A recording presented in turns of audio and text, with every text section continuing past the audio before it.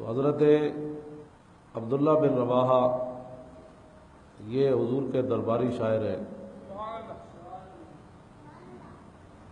اور یہ شاعر وہ نہیں ہے کہ بھئی صرف حضور کی نعتیں ہی پڑھتے ہوں، بلکہ یہ وہ شاعر ہے کہ جو جنگ موتا میں روانہ ہوئے، اور روانہ ہونے سے پہلے انہوں نے روانگی میں تاخیر کر دی۔ پچھلے جمعے میں نے یہ بات شروع کی تھی، تو میں نے کہا اگلے جمعے بات ہوگی، تاکہ حضور کے سارے امتیوں کو پتہ چل جائے کہ اپنی ذاتی حیثیت سے دین کا کام کرنا اور ہے، اپنی خواہشات سے دین کے معاملات چلانا اور ہے، اور جو رسول اللہ نے فرمایا ہو اس کے مطابق دین کا کام کرنا اور ہے۔ یہ بات اگر سمجھ میں آ جائے نا تو پوری امت کبھی بھی اغیار کے چرنوں پر نہ چرے۔ ایک لفظ جو حضور نے فرمایا، یہ نہیں کہ انہوں نے مانا نہیں حضور کا فرمان۔ آج تو حضور کا فرمان آئے تو لوگوں کو 11,000 کا وولٹ کا کرنٹ پڑتا ہے، چھڑو جی حدیث ہے جی، وہ حدیث ہی تو ہے جی۔ اب ذرا سنیں، میں جو پچھلے جمعے رہ گئی تھی نا وہ بات، حضور نے فرمایا کہ یہ سارا لشکر اور آگے 2 لاکھ بندہ کھڑا تھا، اور صحابہ کی تعداد 3,000 تھی۔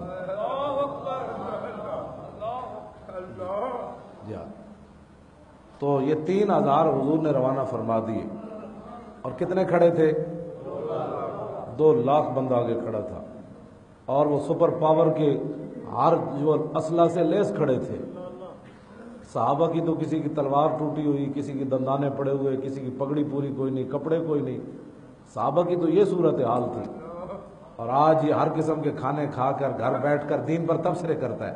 اس کو باہر نکل کہتا میں نماز جو پڑھ لیتا ہوں، تو میں نے کہا نماز تو عبداللہ بن رواحہ نے بھی پڑھی، اور وہ بھی جمعے کی نماز پڑھی، اور وہ بھی حضور کے پیچھے پڑھی، لیکن حکم میں تاخیر ہو گئی۔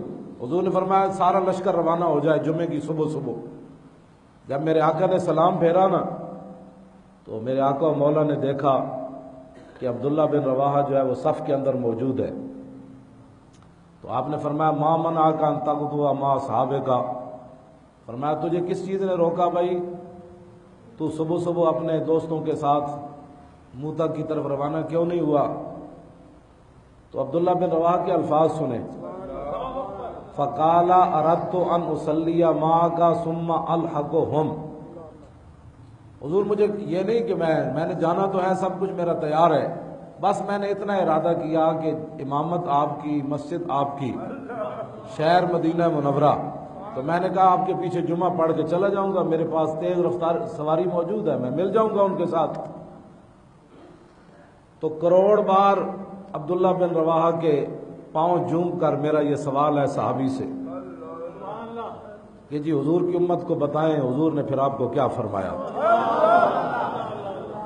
اور آج حضور کا پورا دین چھوڑ کر یہ عشق رسول کے دعوے کرنے والے پورا دین کو پس پشت ڈال کر اور اغیار کی باتیں آگے لا کر، انگریزوں نے یہ کہا، انگریز یہ بات کرتا ہے، فلاں محقق یہ بات کرتا ہے، فلاں دانشور یہ باتیں کرتا ہے، اور حضور کا فرمان ایک طرف آ جائے تو اس کو نہیں مانتے، انگریزوں کی باتیں مانتے ہیں۔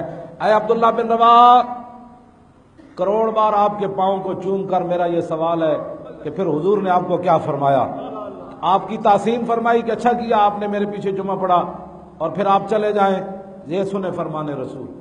پورے دین کو پس پش ڈال کر عشق رسول کے دعوے، یہ صحابی نے نہیں کہا میں نے جانا نہیں ہے یا میں نے آپ کا حکم کہا کہ بس آپ کے پیچھے نماز پڑھنا مقصد تھی۔ تو صحابی رسول کو میرے آقا نے کیا فرمایا؟ فقال لو انفقت ما فی الارض جميعا ما ادرکت فضل غزوتہم، فرمایا عبداللہ جنہوں نے میرے کہنے پر صبح صبح مدینہ چھوڑ دیا تھا، اگر تو روئے زمین پر جو کچھ ہے نا سارا ہی خرچ کر دے تو ان کے مقام کو نہیں پہنچ سکتا جنہوں نے میرے کہنے پر مدینہ چھوڑ دیا۔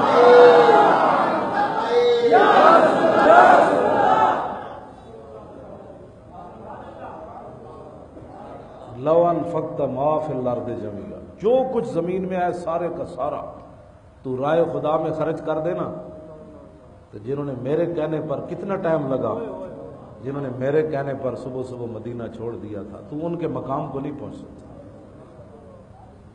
بتاؤ جی، پورا دین اور قرآن و حدیث پس پش ڈال کر سارے ہی عاشق رسول ہیں۔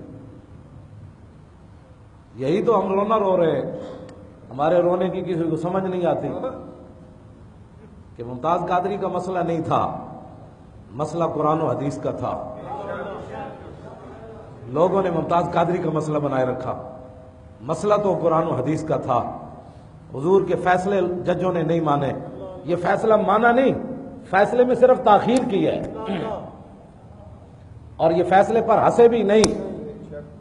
ہاں جی، یہ تو درباری شاعر ہیں، ہاں یہ تو درباری شاعر ہیں رسول اللہ کے، اور جنہوں نے حضور کی امت کو قیامت تک بتا دیا تھا کہ تم کیا ہو، تم کیا سمجھے حضور کے مقام کو۔